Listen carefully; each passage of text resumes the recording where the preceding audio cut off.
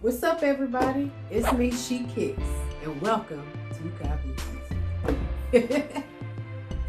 I hope y'all's New Year is starting off good. 2021 is starting off very interesting, if you know what I mean. With everything going on, COVID and the news, people storming the Capitol building and all that crazy stuff. That's all. I'm not going to elaborate on that situation because that ain't what I came before you for.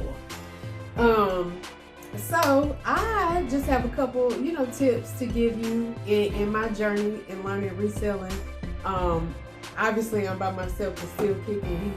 He decided to rest a little bit longer this morning, so I gotta foot the bill. But y'all been seeing his face very much lately. So and I'm coming to bring you a couple tips that you can do to help us on this channel at Copy Season. We are so close, y'all. I mean, so close to hitting 40 subscribers. We are right at 39. So what I need y'all to do is I need y'all to like this video. I want y'all to subscribe if you see and enjoy our content. And then if you kindly, very kindly could share it with somebody who you think is interested in the content that we have, that we're providing to you. And we are so excited. We're so happy to be able to share with you the things that we've been working on, the ideas that we have in the future. And we're excited that you're deciding to follow along with us on our journey. I'm gonna bring forth some reselling tips to kind of give you some advice on what I've learned along the way. And some of y'all might already know this, but I'm talking to the ones who don't.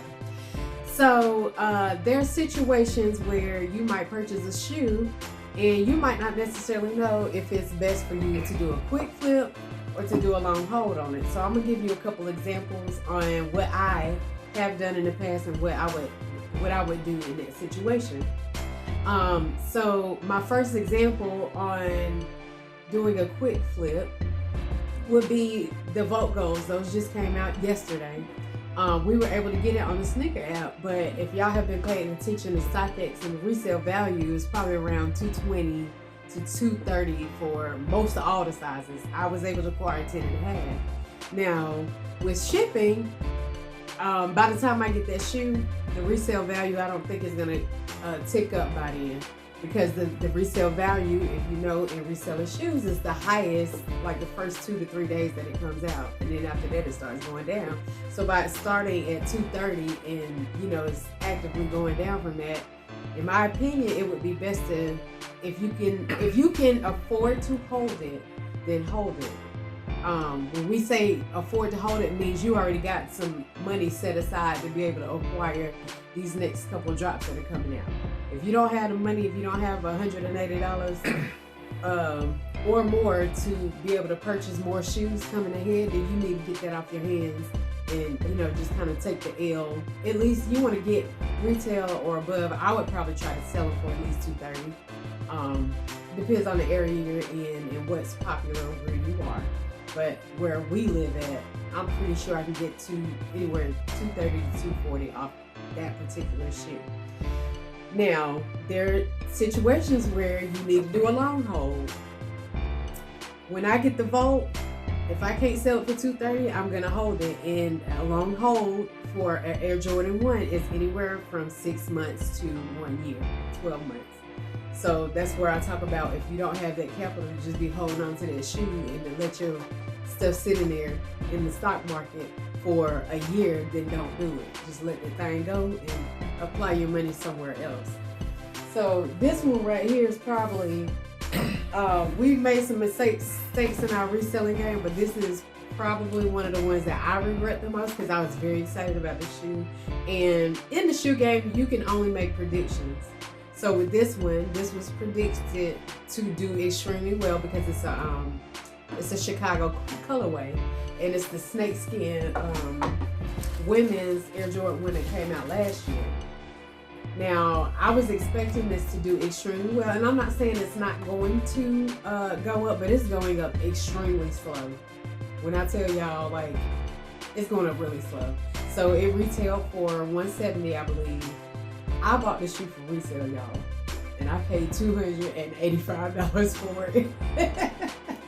And I'm laughing at it now because I've learned so many lessons in the past that if I'd have known, it's a size 7. If I'd have known, I would not have done that. I would have either tried to find a bigger shoe or not gotten it at all, or tried to talk them down.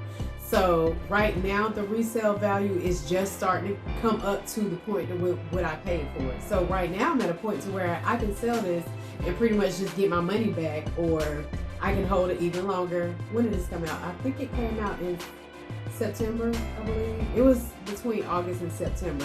So we're not quite at the year mark. We're kind of at the 6-month mark. So, you know, I'm still watching StockX to see what the rates are. But like I said, this is one of those I kind of regret doing. I would have done it differently. So this is one of those ones, if you pay resale for something, you're probably going to have to hold it for a year. Unless it was like a collaboration shoe. This was not a collaboration. So the market value is not going to go up that high, that fast. So this is an example. Of course, this is Chicago colorway, so it is going to come up, but it's going to take a while. So like I said, I have the capital to be able to let this shoe sit for a while. But if I didn't, trust and believe, they be gone. Okay. Another example will be this thing right here, this Silver Surfer. This actually probably would have been in our best interest to go ahead and sell it when we first got it, because right now they're going for like $215, $220, something like that. They're not doing extremely well at all. So we bought it for retail, we could sell it for some profit, but when those things first hit the market, like, we could have easily got $300 profit off this shoe. But you know, we was like, oh my God, this is one of a kind. It came out in 2010.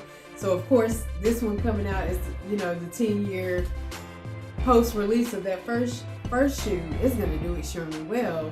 But of course, when we're doing a reselling, thinking it came with the suitcase and all that stuff. So this was another one of those mistakes that we made. And I'm telling you these things so that you don't make the same mistakes with these drops that are coming out this year. So it's January. Y'all get new information. I have new information. Still Kicking got new information, and we can go on and learn from the mistakes that we've made. You can learn from the mistakes that we've made, and you can be more successful than we were starting out. Those were some of the major things that are behind, you know, whether you want to quick flip something or whether you want to do a long hold. But like I said, with us, that's very important that if you do a long hold, you really have to have the money. You got to have a job. You can't be, you know, doing little things on the side and just hold this unless you have rich parents. And we don't. We're independent people working on our own. So that's my advice for you. You can take it or you can leave it. I hope you take it. And this has been me, She Kicks. And like I said, our saying is stay down until you come up. And when you come up, don't go back down.